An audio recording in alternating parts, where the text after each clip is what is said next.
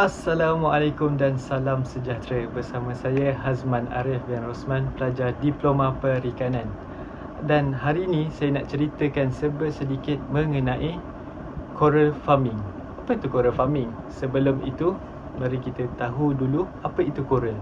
Coral merupakan kawasan tempat pembiakan nursery area bagi ikan. Jadi, kenapa kita nak kena ada coral farming ini? Okey. Seperti yang kita tengok dekat dada-dada akhbar, dekat berita, berlakunya climate change yang menyebabkan coral-coral ini sendiri berasa tertekan, stres macam kita juga. Jadi kita sebagai manusia ini kena fikir cara, kaedah untuk mengelakkan coral-coral ini hapus dan musnah. Jadi kalau coral pun sendiri dah hapus, mesti kita punya sumber makanan pun dah tak ada. Jadi apakah langkah-langkah dia? Iaitu dengan cara coral farming. Jadi coral farming bertujuan untuk maintain, restore dan juga mempunyai nilai komersial yang kita boleh gunakan untuk meningkatkan ekonomi negara ini. Jadi macam yang kita tahu, banyak ikan-ikan ornamental di luar sana memerlukan coral. Jadi ini adalah salah satu kaedah yang digunakan untuk mewujudkan nursery area bagi ikan ornamental tersebut. Jadi, apakah proses-proses yang kita perlu untuk coral farming? Yang pertama, sudah tentu kita kena ada coral itu sendiri. Dengan adanya coral itu, kita potong sebahagian kecil fragmen dia. Yang kedua, frag yang kecil tu, yang sepanjang 2 hingga 3 cm tu, kita ambil dia dan kita gamkan di atas permukaan sintetik seperti plastik, bagi mendapatkan keadaan yang kukuh untuk coral itu bercambah dan menetap di atas sintetik tersebut. Dan yang ketiga, seterusnya frag dipindahkan. Macam kita dah ambil dekat darat tu, kita pindahkan ke dalam laut. Dia bergantung terhadap kita punya tempat site lah. Kita nak pilih di dasar laut ke, ataupun kita nak buat di atas kolam yang menggunakan lebih banyak modal, seperti pond itu sendiri. Jadi kita guna laut pun boleh.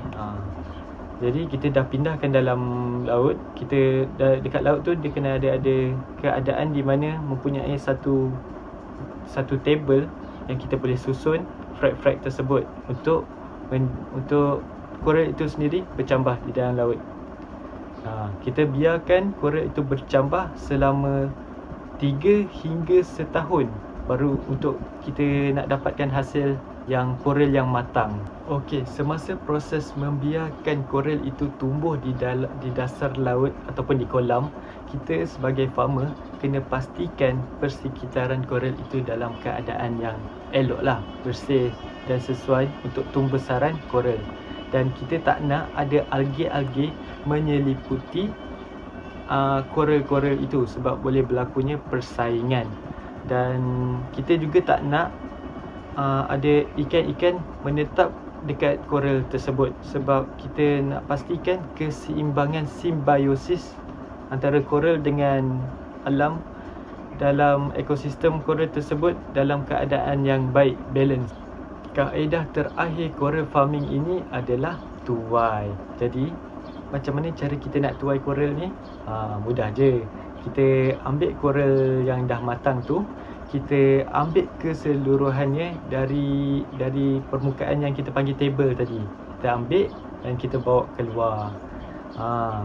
Sebelum kita nak, dan proses terakhir, kalau komersial punya produk, sebelum kita hantar kepada pembeli, kita kena simpan coral itu selama 2 minggu. Okey, kita dah tahu macam mana proses coral farming. Jadi kita kena tahu juga macam mana site untuk nursery coral ini sendiri, untuk kita nak farm dia. Yang pertama, kita kena tahu, kita kena pastikan kawasan itu terlindung daripada gangguan. Gangguan tu contohnya gangguan fizikal. Kita tak nak berlakunya physical damage. Contoh gangguan macam arus ombak yang kuat, sebab dia kecil kan, dia tak boleh menampung lagi kekuatan ombak. lagi ribut. Jadi apa kaedah dia, kita kena tanam, kita kena farm coral itu di kawasan yang agak dalam, kawasan yang dalam. Yang kedua adalah terlindung daripada ancaman sekeliling ataupun pemangsa. Coral pun ada pemangsa dia juga. Jadi kawasan coral tu sendiri kena bebas penyakit, kena tak nak ada gangguan pemangsa seperti starfish. Okey. Yang ketiga adalah environment condition. Macam apa itu environment condition? Macam kita tahu sendiri, coral memerlukan cahaya matahari. Jadi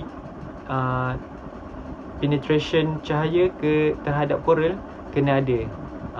Lagi kualiti air tersebut, suhu yang sesuai untuk coral, setiap spesies berlainan suhu. Lagi kekeruhan air. Dan yang keempat, water quality. Mestilah air tu kena bersih. Air macam cakap tadi, air tu tak nak ada penembusan cahaya tak cukup. Jadi air tu juga tak nak ada pencemaran. Jadi nutrition dekat dalam air tu sendiri dah kurang. Dan yang terakhir adalah human activity dan impact. Kita kalau boleh nak nursery area ni, kita kena jauh daripada aktiviti manusia seperti tangkapan ikan. Sebab pukat pun akan